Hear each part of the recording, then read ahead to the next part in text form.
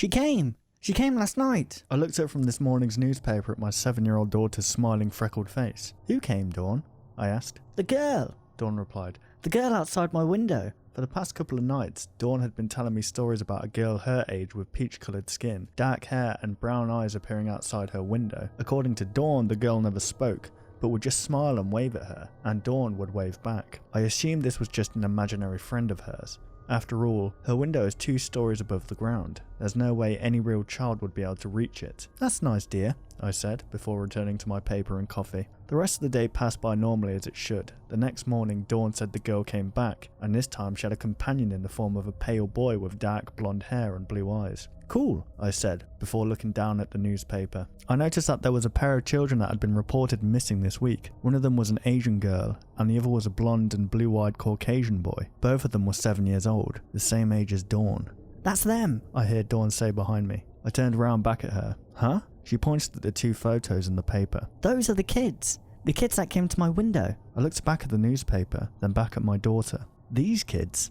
I asked, gesturing to the paper. Yeah! Should we tell their parents? I shook my head. I don't think that'll be necessary, I said. I'm sure they'll come home on their own eventually. I didn't want to let my daughter know how uncomfortable I was right now. A dozen thoughts and questions were running through my brain right now. Was it just a coincidence that there were 2 missing children who just so happened to match the appearance of my daughter's imaginary friends? Did my daughter somehow know about these children beforehand and model her imaginary friends off of them after they went missing? These thoughts continued to haunt me even as I lay in bed that night, struggling to sleep. Eventually I sat up and decided I would get to the bottom of this, just to ease my brain and calm myself down. I tiptoed down the hall and pressed one ear against my daughter's bedroom door. I heard the sound of her giggling. I slowly cracked the door open and peeked inside. Dawn was wide awake, sitting up in bed and facing her window. She then turned her head in my direction. Look, she said, pointing towards the window. They're here. The kids are here at my window, I told you. I turned on my phone's flashlight and held it towards the window. I stared in shock at the 2 faces that stared at me back.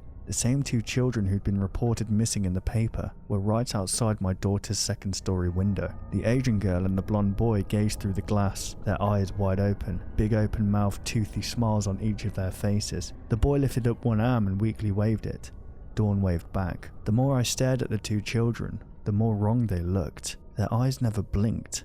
Their smiles looked artificial, as if their facial muscles had been forcibly fixed into place. They also looked a lot paler than their photos in the paper. I then walked over to the window and gazed down at the bottom of their torsos to see what was holding them up. My heart stopped when I noticed that instead of legs, the 2 children each had some sort of long brown-green stem extending from below their shirts. I raised my phone's flashlight up above the 2 children's heads. A pair of enormous yellow eyes shined back at me, blinked a couple of times, then disappeared. The children were immediately pulled into the dark along with them. I leaned closer to the window for a better look. I really wish I hadn't. I really wish I'd just stayed in my bedroom that night and not been as curious as I was. The moonlight was just enough that I could make out an enormous thin figure running off into the woods adjacent to our backyard. Hanging from the end of each of the creature's long arms was a child's torso, crudely shoved onto its hands like morbid hand puppets.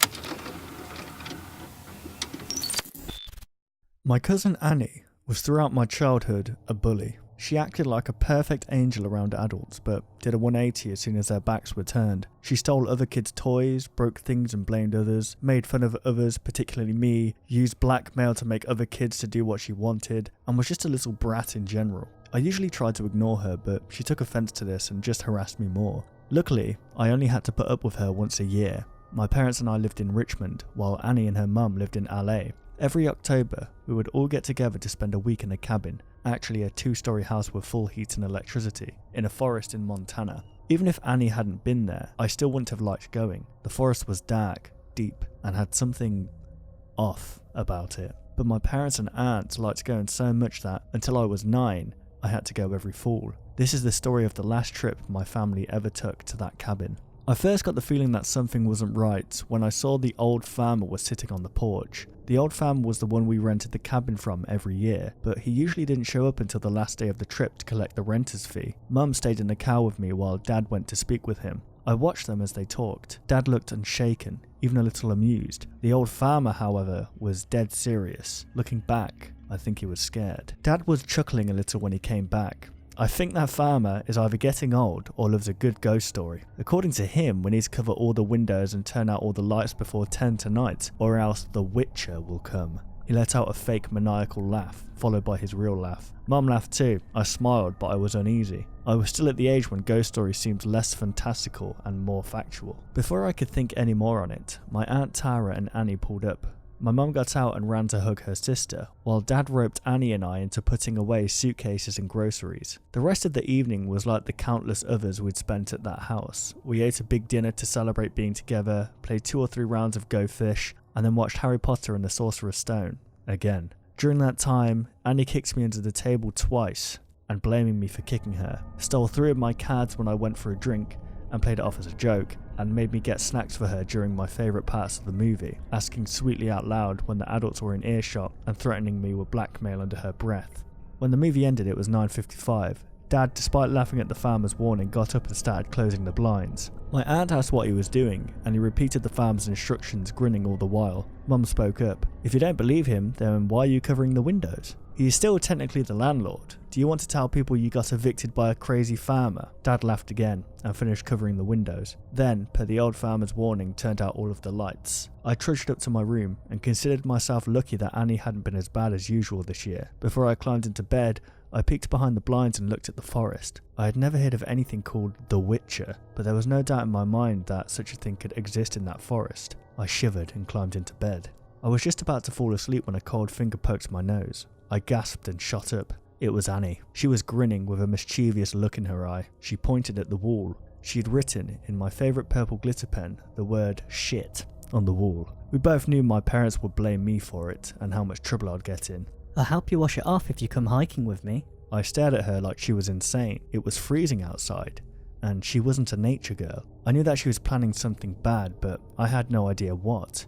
I did know, however, that there was no way I could get out of it. If I said no, then she'd take my favourite pen and write more things on the walls, all of which would be blamed on me. I felt sick, but I agreed. I threw my coat on over my pyjamas and put on my dad's boots. Annie had wrapped herself in her aunt's coat and had loaded the pockets with granola bars, bottled water, a flashlight and 2 jump ropes. We crept out the front door with Annie shutting it so it wouldn't make a sound. Then we set out. It had to have been at least 40 degrees out, maybe colder. I didn't know where we were going, but Annie seemed to know the way. Her flashlight cut through the dark like a knife, and she hummed a little as we walked. We took a break after a few minutes. In a rare moment of kindness, my cousin shared her granola bar and water with me. Despite everything that happened that night, I still like to think about that moment. I think it's the only good memory I have of my cousin. We walked for at least another hour. Finally, we came to a huge tree. It had to have had a circumference of 5 feet or more, and only heaven knows how tall it was. Annie walked up to it, placed her back onto the trunk, and looked up. "Whoa, Sarah, come try this." Maybe it was the fact she shared her snack. Maybe it was because I knew she'd talked me into it. Or maybe it was because I knew she'd try something like this and wanted to get it over with. So I went over to the tree, placed my back onto the trunk, and looked up. All I could see were branches. And I was about to ask what was so interesting about it when she tied me to the tree. I'd completely forgotten about the jump ropes. She had planned to tie me up and leave me in the woods. She laughed at me as I struggled. I still don't know why she did it. Maybe in her mind this was the funniest joke in history. I started yelling for help, even though I knew no one could hear me. She smiled at me for a minute, then started to walk back, her flashlight guiding her. "You monster!" I screamed at her, calling her every name I could think of. When I wasn't doing that, I was struggling. I was cold. So cold. And the rope wouldn't budge. I was panicking. Was I going to die? Had Annie wanted me to die? Why did she do that? Finally, in frustration and fear, I let out a wail. It couldn't have been a minute later when I heard a twig snap, then another, and another. For one moment I thought that Annie was coming back, that it was all just a joke, but then I listened closer. Those steps were way too heavy to be Annie's, and how could anyone possibly take such wide steps? I started struggling again, hoping that the ropes were thin enough to snap if I pulled hard enough, but I stopped struggling. I stopped breathing when I saw it. I didn't see it clearly, there wasn't enough light, and it stood too closely to the trees, but it was tall. Taller than any adult I'd ever met. It was black, blacker than the night. It stank like rotted meat.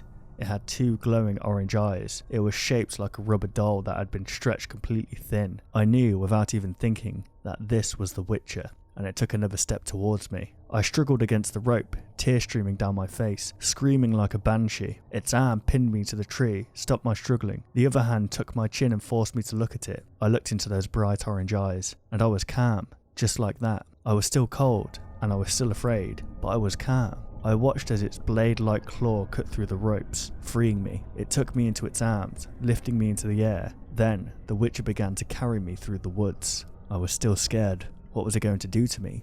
Eat me? I tried to struggle. It looked at me, almost quizzically, then lifted one long, thin arm and pointed. I looked and saw Annie's flashlight. It was lying on the ground at an awkward angle, as if she dropped it and it was still on. The Witcher is a monster, but real monsters only consume real monsters. His voice was utterly terrifying. I fainted. My mind simply couldn't take any more. I woke up on the porch of the house. It might sound crazy, but at first I couldn't remember anything that happened after Annie and I stopped at the tree. I decided that Annie had somehow tricked me into falling asleep on the porch and went in. The warmth of the house washed over me and reminded me how tired I was. I ditched my dad's boots and walked up to my room, where I was treated to the sight of the shit on the wall. Not wanting to deal with it then, I moved my dresser to cover it up and practically belly flopped onto the bed.